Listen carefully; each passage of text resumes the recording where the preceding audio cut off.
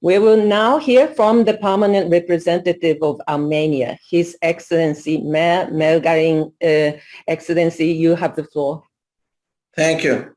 Madam Moderator, I want to thank their excellencies, the presidents of Liberia and Sao Tome and Principe, as well as the distinguished ministers from Sweden, Germany, and the Netherlands for sharing their views on the nexus between conflict prevention, peace building, and sustaining peace.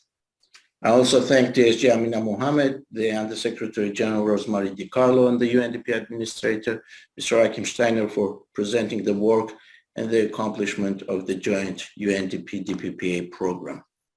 Armenia is a consistent supporter of strengthening the United Nations prevention toolbox, and I want to particularly welcome the Secretary General's focus on new agenda for peace, as reflected in his recent report on our common agenda.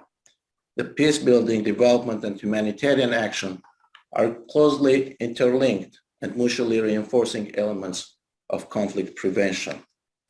Efficient and effective prevention efforts necessitate addressing the underlying causes of conflict, particularly gross and systematic violations of human rights and identity-based crimes. Another key factor for efficient peacekeeping and peace building is inclusivity. The international development assistance should be accessible to all conflict-affected people, particularly to those who are deprived of direct access to and communication with the United Nations and its agencies. Development efforts should support and reinforce peace processes on comprehensive and sustainable settlement of conflicts. It is crucial to counter the attempts of some to drag the international structures and various development initiatives into promoting one-sided conflict narratives and justifying the use of force by employing distorted and manipulative interpretation of international law. Madam Moderator, the attempts to engage the United Nations bodies and agencies into activities that are aimed at legitimizing the consequences of the large-scale aggression in our region, unleashed amidst the global pandemic in the fall of 2020, must be effectively confronted and addressed accordingly.